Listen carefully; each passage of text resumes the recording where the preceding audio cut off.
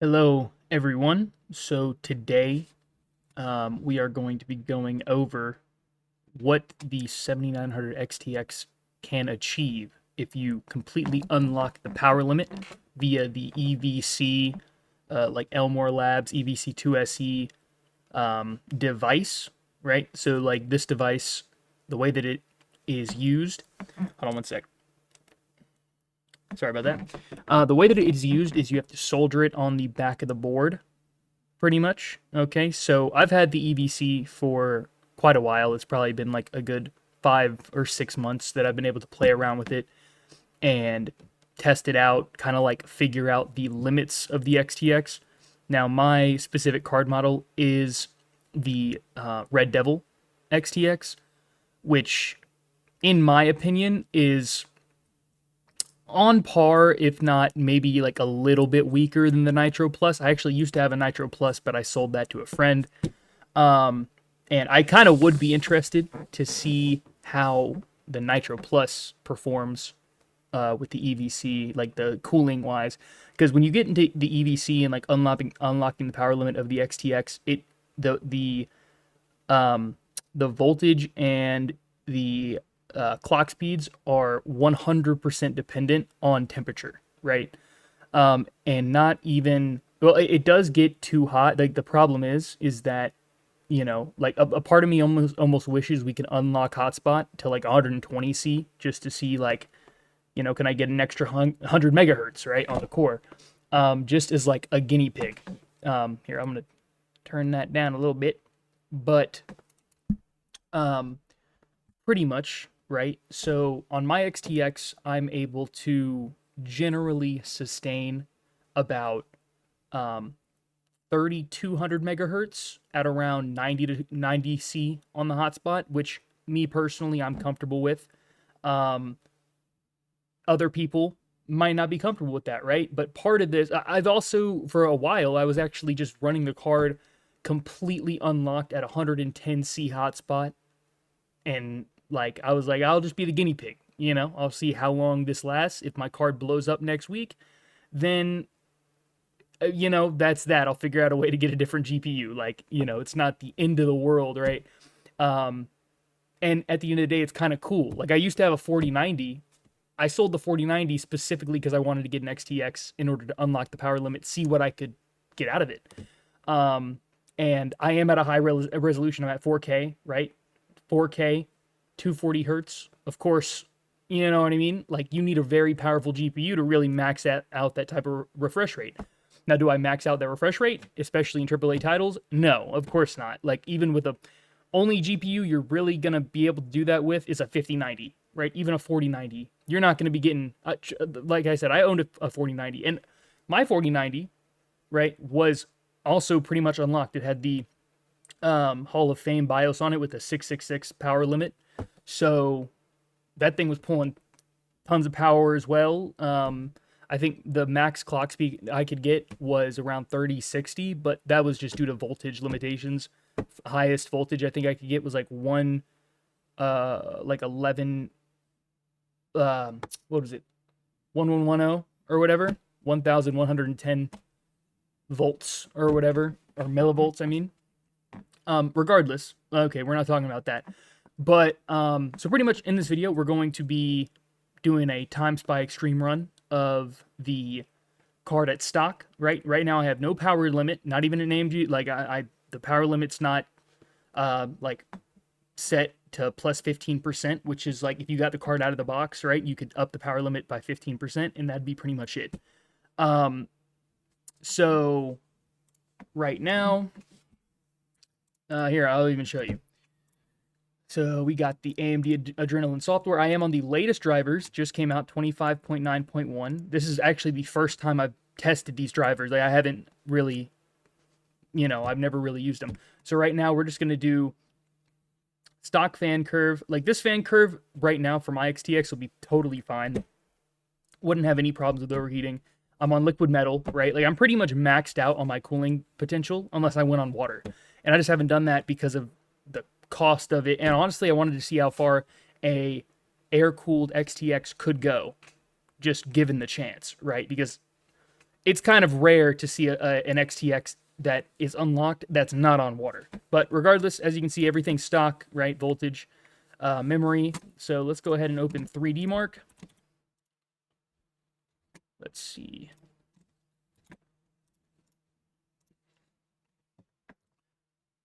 And get this started, right? So I suspect that we are probably going to, for at least the GPU score, and as far as my CPU, I have a 7700X, right? Which shouldn't be a problem because at 4K, you're going to be GPU limited regardless. I mean, a 9800X 3D might help out a little bit, right? But like at 4K, at 1440p, yeah, it'd probably be helping me out quite a bit. But at 4K, you're so GPU limited, it 9 times out of 10 does not matter all that much. You know that I don't have like a 7800X 3D or 9800X 3D.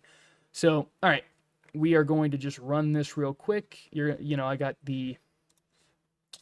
have the metrics up in the top right-hand corner. So you can see the clock speed. You can see I just have PBO enabled in the BIOS, right? PBO enabled. I do have Expo enabled, 6000 CL30. So my timings aren't even tuned on my RAM or anything. Everything's pretty much stock, right? Like a lot of people would have a system similar to this with an XTX. If they're just like regular people, right? They know like a little bit about PCs. They know a little bit about tuning, right? Like they know to get into BIOS and turn on Expo, right? Like, that's a pretty, I feel like that's a pretty general. If you own an XTX and you don't know how to do that, like I'd be pretty surprised. So here we are, where we are doing the run, and yeah, I can already tell you right now, FPS quite low, right? Now I am recording, and I don't really know how much that's going to affect my FPS in this in Time Spy, but so far with how much power I'm able to get out of this card with the EVC, this is like significantly bottlenecked. So I don't know if maybe OBS is like really affecting the test right now. I don't know, but this is from what I'm seeing, it looks like these FPS numbers are really pretty low. So if this turns out to be like a flop, I might just have to pause recording and then redo it while I'm not recording. That just kind of depends.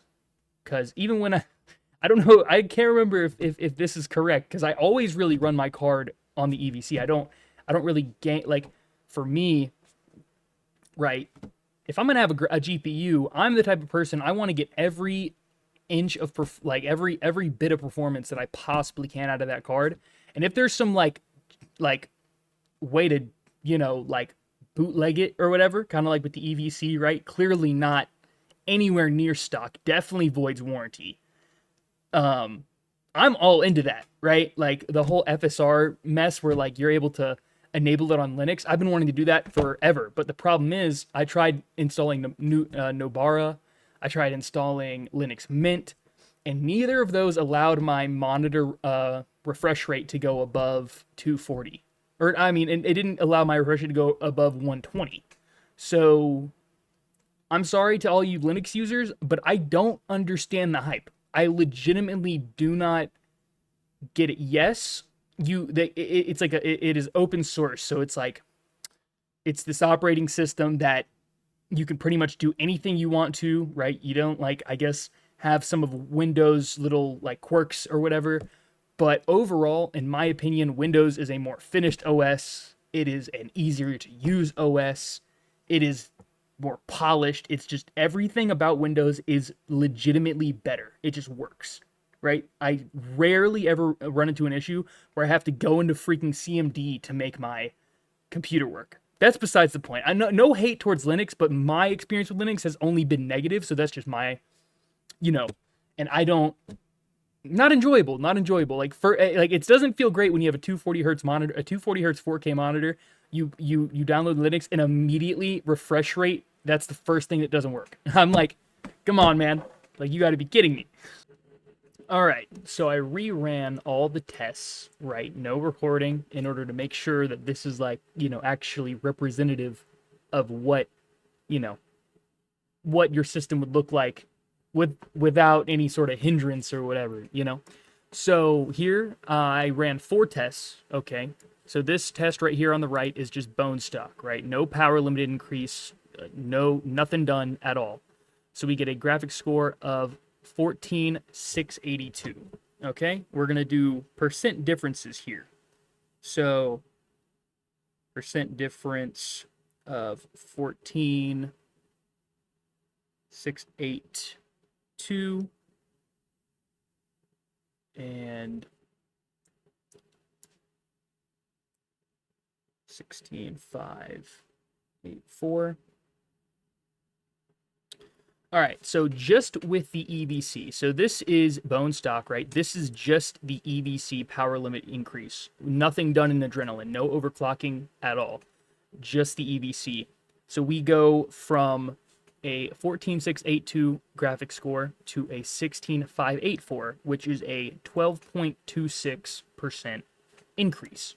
So already a 10 above a 10% increase just with the unlock power limit. And that's because with that unlock power limit, the XTX will simply boost as high as possible because it's given that extra power limit. It's able to do that, right? It'll boost from like stock, it's around 2,500. With the unlock power limit, it'll go to 2,900, 2,950 because it's just given that headroom, right? Like it'll just keep boosting and boosting and boosting. If you allow it to, if you set a 4,000 megahertz, clock speed that you want it to run, it'll try to get there, right? If you set a 1 I gain, it will try to boost that high. I mean, nothing's going to run, obviously, because everything's going to crash, but it will try. It will try. The GPU does not care that that it's not going to be stable. It will try to get to that clock speed.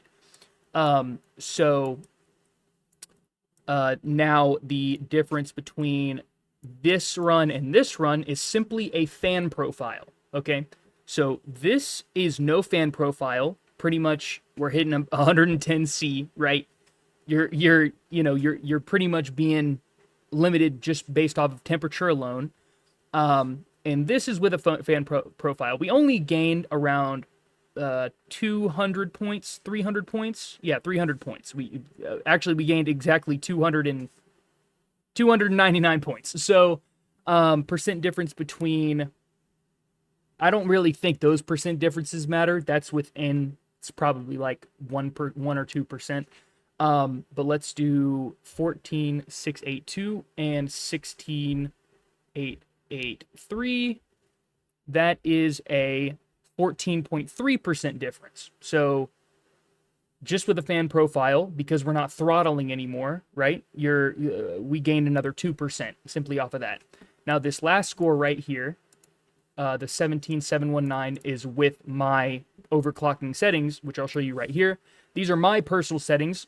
Fans ramp up quick, right? Like I do not like my card hitting that 110C barrier for,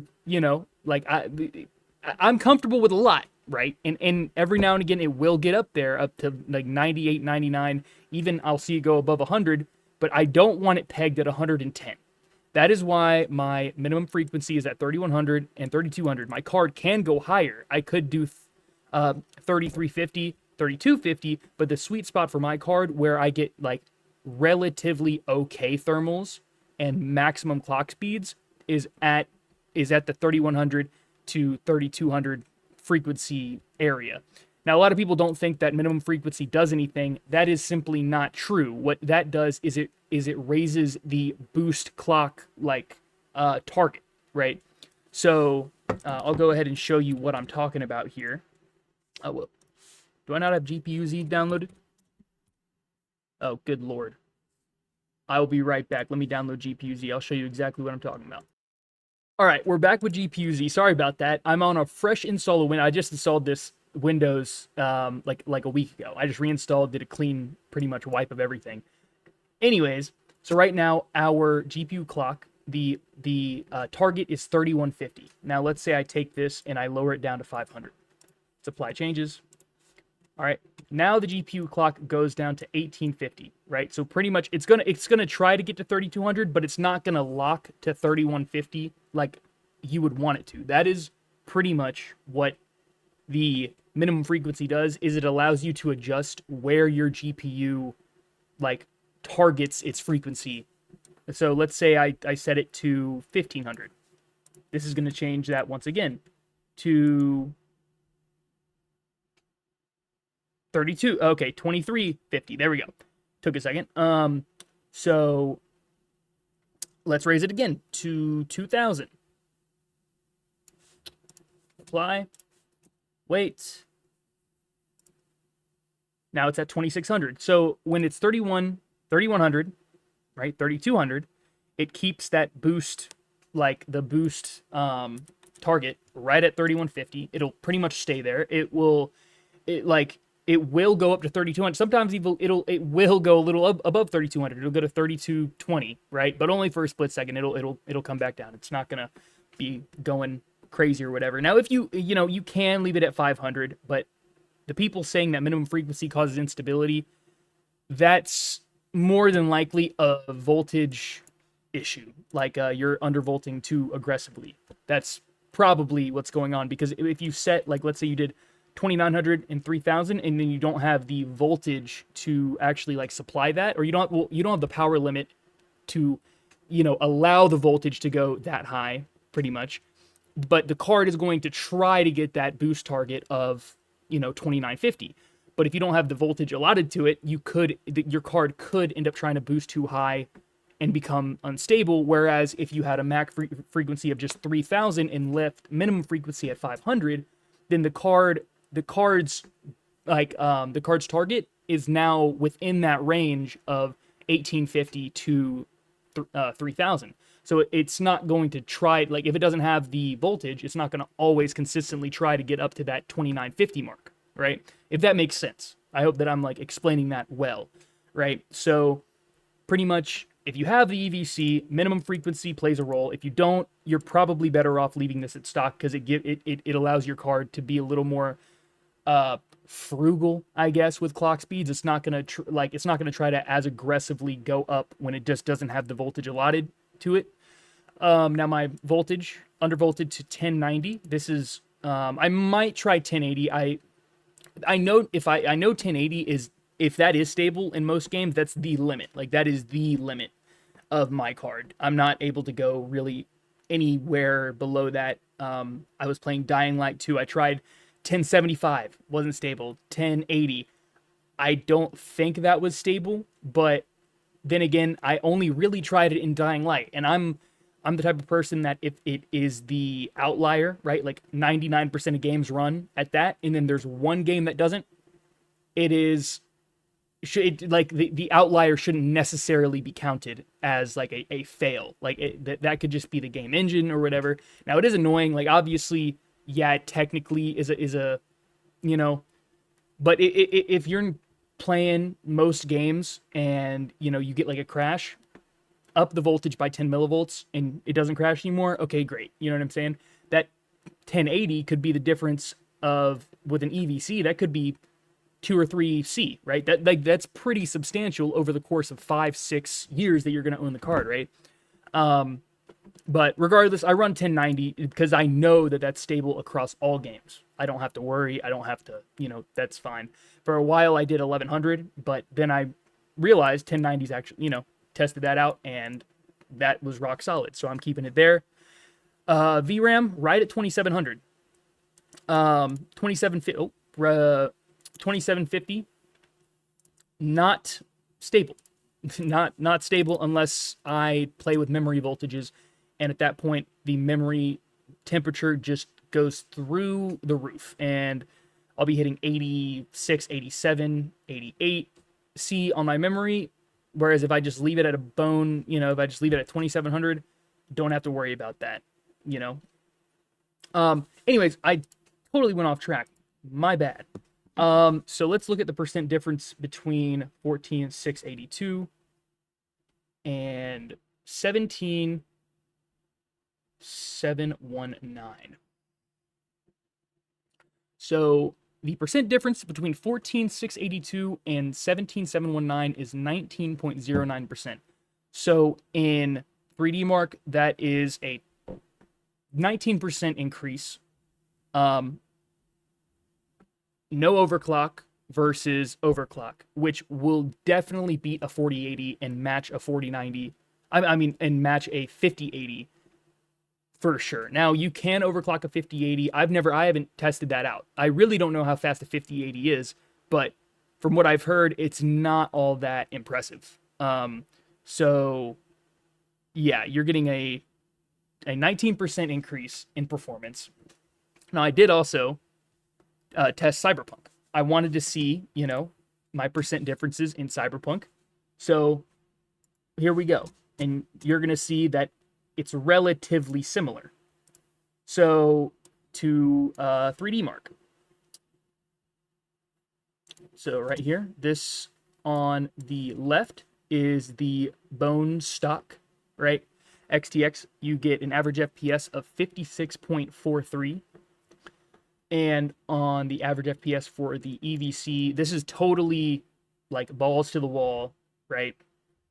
My overclock plus the EVC, you get a average of around 10% or 10 FPS more, which I did. Let me plug this in again. I think it was about 15%, if I'm not mistaken. 56.43 and 65.80, just to get the exact numbers here. 16.15% increase. So from TimeSpy, that's minus a, that's a 3% increase loss, but we're talking about a game. It's not, it's going to be a little bit different. 3D Mark tends to like favor performance with the EVC when it comes to just like raw, like throughput, raw performance. In games, it's not so like clear cut. It relies a little bit more on CPU. There's just other factors that play into it that can affect the percent increase that you're going to get. But 16%, that is for a $45 tool. And honestly, if you enjoy overclocking and you want to push your hardware to the limit, then the EVC, not really the worst way to go. Now, my Cyberpunk, they both run on high, right? 4K. Windowed boy, everything was the same across both tests. Now, ray tracing not enabled.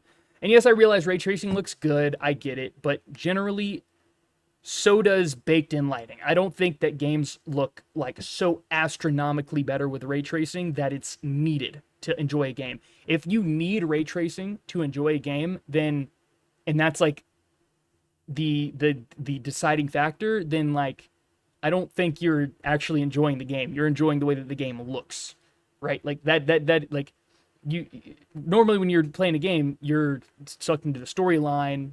You're not 100% just like, oh my god, that grass looks so good, or like those reflections look amazing. Like no, you're caught into the storyline. And in my opinion, ray tracing doesn't necessarily make or break that experience.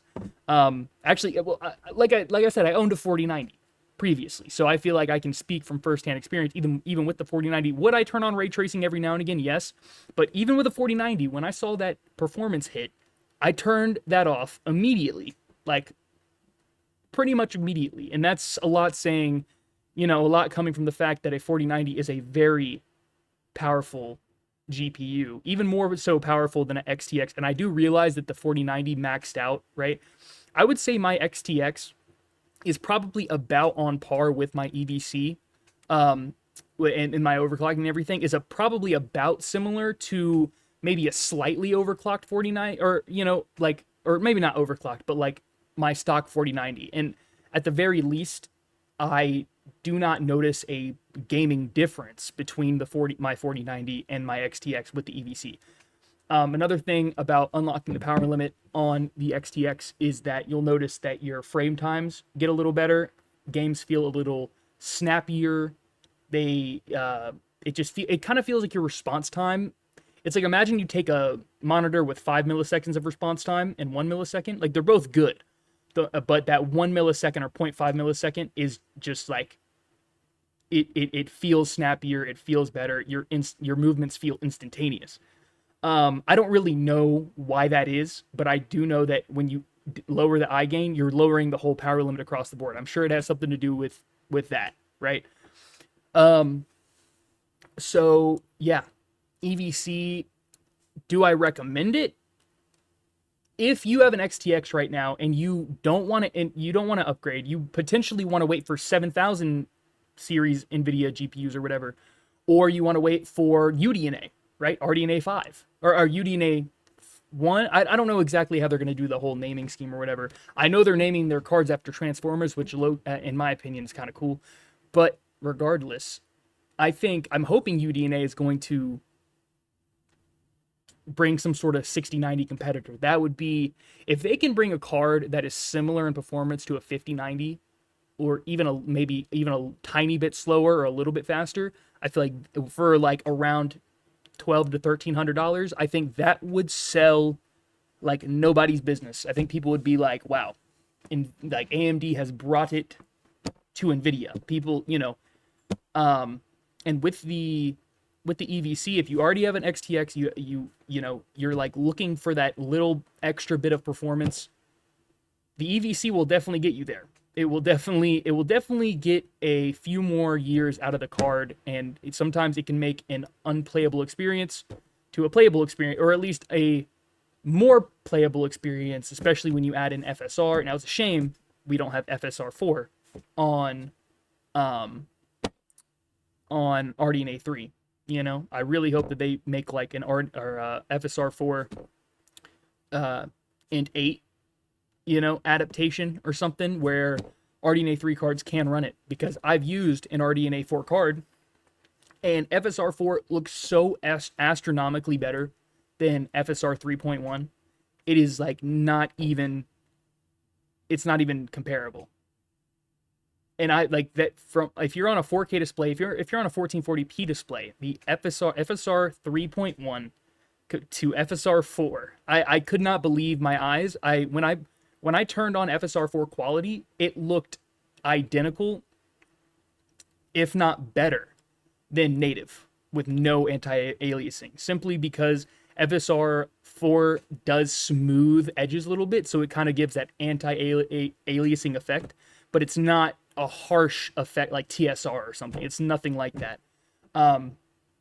It looked, even up to performance mode, it looked, I could not, performance mode looked better than quality mode FSR 3.1 is what I'm saying, or at least at 4K. Now at 1440p, that would be a much harsher upscale, so it probably wouldn't look great, but at 4K, performance mode looked spectacular. So hopefully they'll bring that to RDNA 3, or some adaptation of it to RDNA 3. I would even be willing, if they had to do this to make it work, take balance mode on RDNA 4 and make it quality mode on RDNA 3, and then step down from there in order to get like a product that's a little easier to run, because balanced still looks way better at 4K than quality mode FSR 3.1. Way better.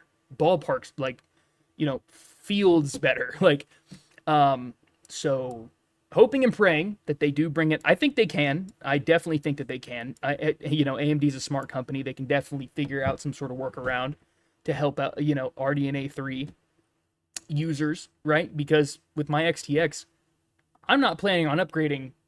I'm not planning on going to, RDNA 4. There's just not a performance improvement to be had, right? And at the end of the day, I can still play my games at native. I can still play I don't need FSR to like enjoy an experience. And at the same time, I will say FSR 3.1 or FSR 3 at 4K quality mode still looks good. Like, I'm not going to say that it looks horrendous. It doesn't, especially at 4K, because it's not such a harsh upscale. And it's, you can tell it's on, but it's, there actually have been situations though where I had it on and I thought I was just playing it native. So sometimes, like, if you switch between native and FSR 3.1 or 3 quality, you'll be like, you notice that harsher difference because you're looking at it in real time. If you just open the game and AMD FSR 3 quality is already enabled, the chances of you like realizing that it's enabled are like pretty low, especially if you're at 4K. If you're at 1440p, quality probably isn't gonna really, like, any AMD FSR 3 just doesn't look great. You got to be at 4K, and this is obviously my opinion, but at 4K it looks okay. At 1440p, you're already at a lower resolution, so hopefully you have a 9070 or 9070 XT or even like a 7800. You know, you can run games at native a little better, right? But at 4K, it's a very high resolution. Every now and again, I do have to kick on FSR 3. I was playing Silent Hill 2, and boy, let me just tell you, turn down shadows. Good lord. I like shadows, turning down shadows, just shadows. That was it. Didn't even really change the way the game looked. And my god, the game like doubled FPS. So yeah, just a word of advice, if you're interested in playing that game, turn off shadows. I don't care what GPU, I don't care if you're on NVIDIA or AMD, I don't care if you're on a, now if you're on a 5090, that's, I mean, like whatever, but if you're on a 5080 and below, turn off shadows. That's ridiculous that shadows alone cost you 50% performance. Not even including, turn off ray tracing too. Your experience is going to be 100 times better doing that. Regardless, this is the XTX with the EVC. I know Der Bauer did a video like a couple years ago going over this, but I thought I'd go a little more in depth, right? Do a couple of runs, because I saw a couple comments saying you couldn't have tested a couple of games. You know what I'm saying? Like, and I totally get that. Like, he had the XTX, he was testing out Times by Extreme. He was getting his clocks up to friggin' 3380 or something, around that ballpark. But then again, his XTX was water cooled. But he was getting those clocks up, and I'm like, man, open a game. You know what I'm saying? Let's see this performance difference that you know, like, that you're having right now. But unfortunately, he did not do that, and there's not a lot of coverage of this topic, even though I think there should be. It's the EVC 2SE is not hard to get. You just go online, you buy it, it gets shipped to your house, and if you got like, you don't even have to be good at soldering. You just have to look up a video on how to solder, and you're probably not going to mess up, right? Like now, if you decide to do it, that's at your own risk, right? You could break your card, but more than likely, you're not going to break your card unless you are just negligent. If you're careful, taking it apart and everything, you'll be fine. Now, if you do this to your card, put liquid metal on it. You're going to need liquid metal. Cover the capacitors around the GPU die with clear nail polish in order to make sure that they're insulated. You're not going to get liquid metal on them and freaking short out your GPU.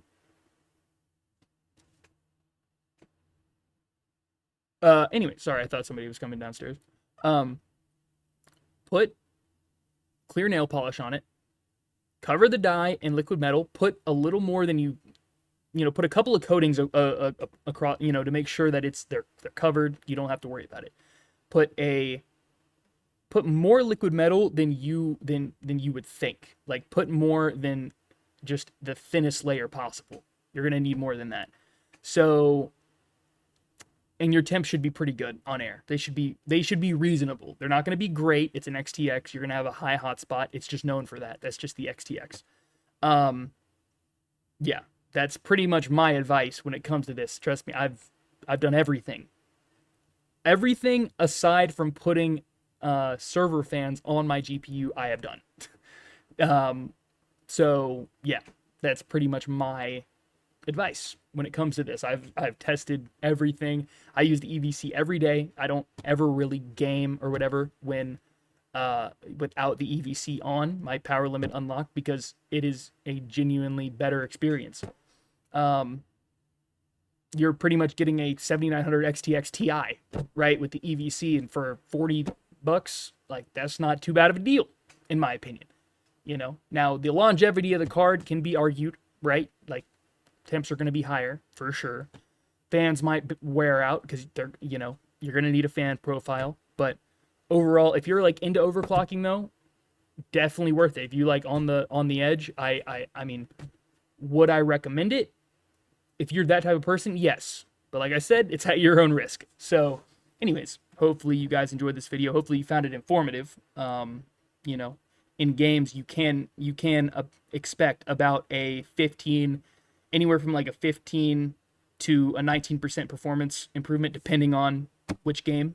Sometimes it might be less, around 10 to 12, but normally it'll be more than 10, if I'm being honest. So yeah, I'd be, a lot of the people that talk about performance differences on an XTX that's been EVC'd, I feel like they haven't EVC'd one themselves. So, and that can be shown here with Cyberpunk. You're getting a 10. This is in, by the way, from 56 to 65. That is a noticeable amount of if you're in game playing, you will notice the FPS increase from 56 to 65. So, just throwing that out there. Anyways, hope you guys enjoy this video. Give it a like, sub. I'll probably be bringing more overclocking videos, and testing some more stuff out. Maybe I'll water cool my XTX. Who knows? Maybe I'll overclock RAM, overclock the CPU. I'm, just very into all that type of stuff. So thank you guys for watching. I'll see you on the next one.